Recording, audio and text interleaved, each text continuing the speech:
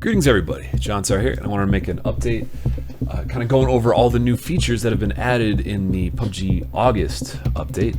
So obviously the biggest update, the biggest change is they've added the Gamescom Invitational Crates, and they've changed up the weekly random crates.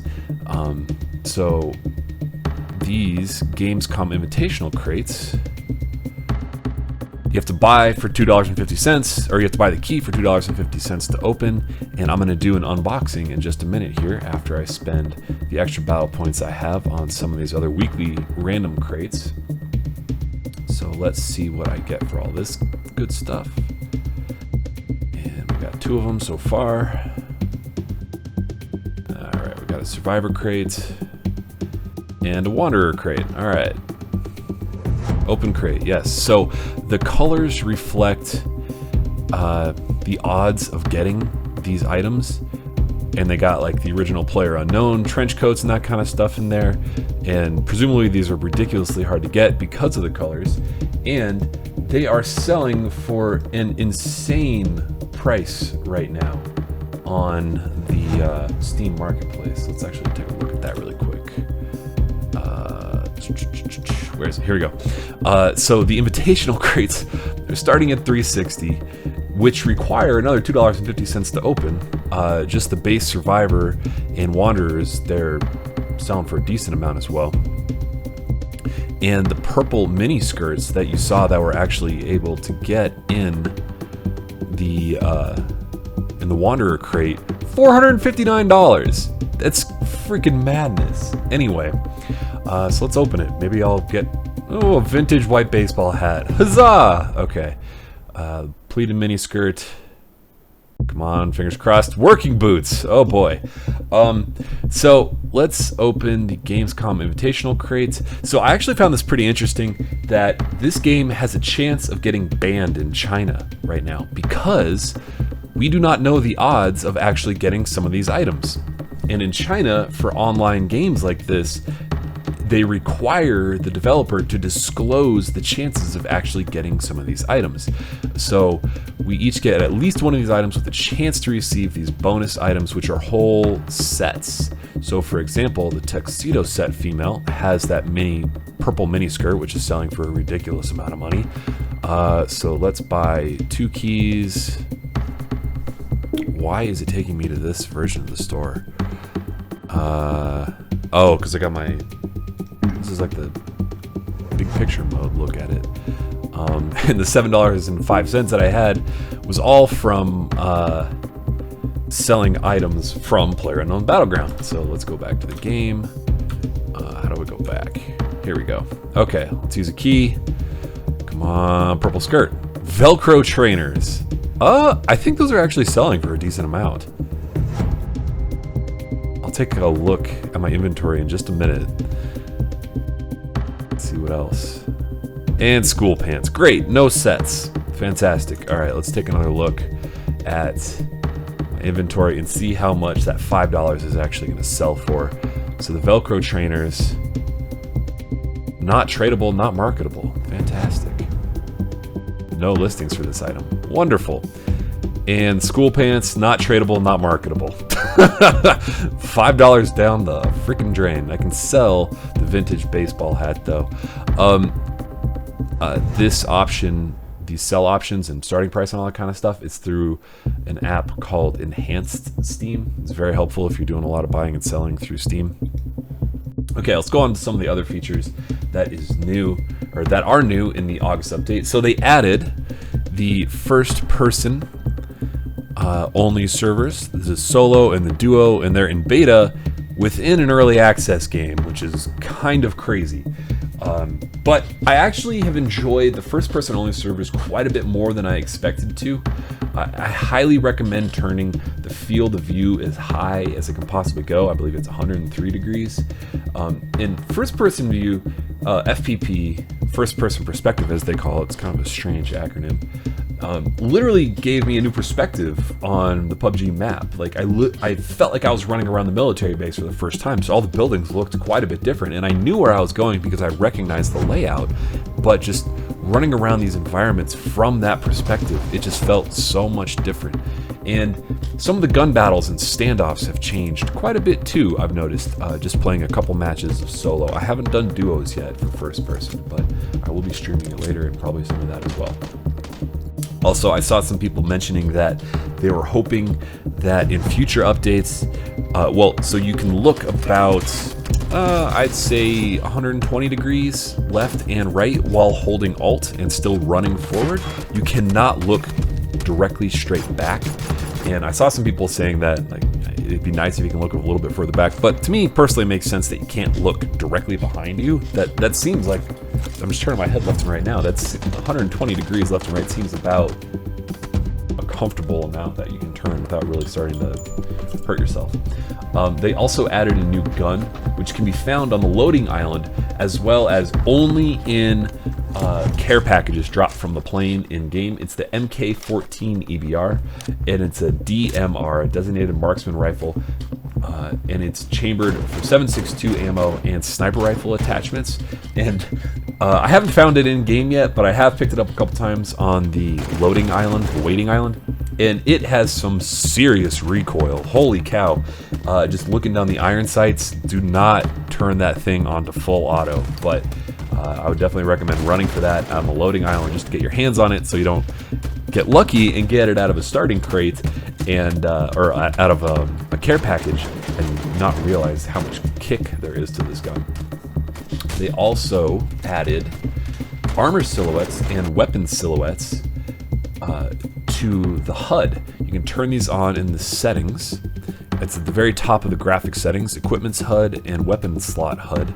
And the equipment HUD is really nice, I found, because it actually, the silhouette of your equipment actually represents the level of armor or backpack that you're carrying, which I guess you can see it pretty easy on your character, but in the first person only modes, it is very nice to have that there so you're not going into your inventory to double check whether or not you actually, like if you forgot whether or not you have a level 1, 2, or 3 backpack or something along those lines.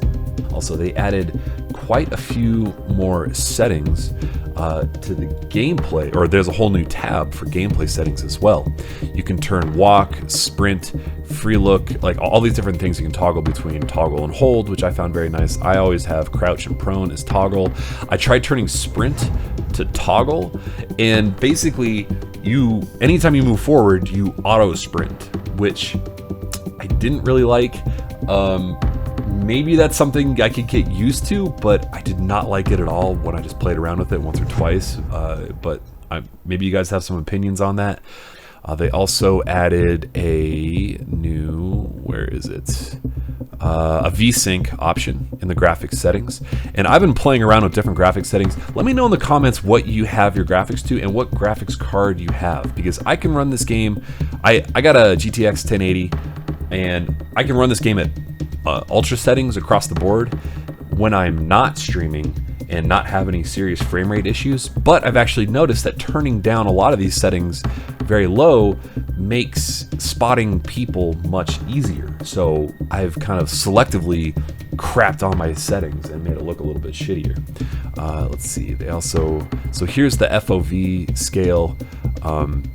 Pretty small range for the camera angle compared to some games, max of 103, but anyway, I think it works pretty well. It gives it a good look. There are also a ton of new sensitivity settings.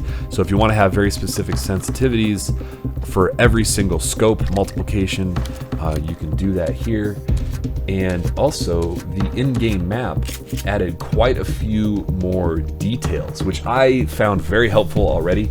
Buildings like the school now more accurately show the details of the building. So instead of just one big block that covered the whole school ground, it's now more detailed, and you can see the difference between the main school building and the ancillary pool building, as well as where some of the fences are that you can't easily just jump over. And also, a lot of new previously unnamed locations are now marked. For example, the jail I used to previously call the crater. So now I gotta, I guess, mentally remember that, okay, it's not the crater anymore. I gotta change that up a little bit. They also added car honking, which has turned into some hilarious stream honking situations where people like Grims and Dr. Disrespect will get trolled by people, instead of stream killing them, just driving around them in circles, honking and annoying them to no end, which I found brilliant. Also, a couple more things. They added new consumable animations as well, which are a very nice touch. So when you're drinking a Red Bull, you just kind of toss the can aside when you're done with it after cracking it open and drinking.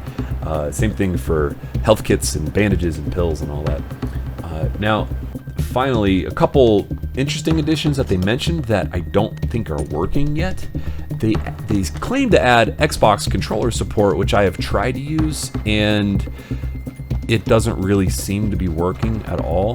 The Steam Big Picture mode has some built-in controller support, like universal controller support for any game, and that's all I've been able to get to work so far. So if you have some insight into that, I love to stream this to my big screen TV when I'm just looking to screw around and play on my couch.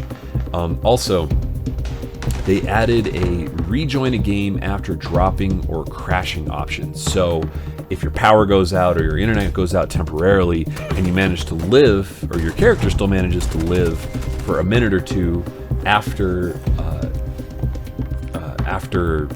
the power comes back on, you can actually rejoin the game. And also, they had previously announced that there was a looting delay to even the playing field, whatever that means. And they went back on that and said that they are not actually going to be adding that, which I think is great. So those are the major updates. There's a link in the description to the official details of the whole patch, the early access month 4 update. And there's a lot more things that I haven't mentioned yet, but the ones that I went over were I found to be the most noticeable ones. Now, finally, I think, from my personal opinions of the patch, all the things that they added have been very nice little additions, very nice little touches here and there. No major changes quite yet. And the reward system with the purchased crates is a little odd. I understand that they want to test buying and selling keys and all that kind of stuff, but it's still a little, it still seems early to me. And the fact that they don't disclose what the odds are of actually getting some of these items is a little shysty. Also, on launch day, it was extraordinarily laggy. And the day before launch day, when they pushed this new patch to the public server, it was extremely laggy on the test server. Which is strange to me, because what's the point of having a test server if it's impossible to fail the test? Like, all of the lag issues and the graphical issues, and they've had to push 2 quick fixes since they initially pushed this patch to fix the lag and some other issues and control issues. And like, just there's no point in having the test server if you're not going to use the feedback from that. But they have basically just decided, okay, 24 hours after it's on the test server, it's going live. So hopefully they can kind of adjust to that going forward and not push patches that so clearly have major issues with them. Because this game is not really early access anymore. Let's be honest. They're charging for shit. It's gonna charging for stuff is gonna disappear pretty soon. But because of the number of people playing this game, there were 500,000 active people playing this game yesterday. The number 2 most played game on Steam behind Dota 2. That's crazy huge. This, as much as they want to say this is early access, it is early access, but pushing major updates that just dramatically break the game when they have their test servers on top of the early access seems kind of dumb to me. So hopefully they make some changes going forward. Anyway, thanks for watching. I hope you enjoyed this video. I'll be streaming this game a shitload over the next couple days. And yeah, if you're new to the channel, be sure to subscribe for more PUBG updates. Thanks for watching, and game on.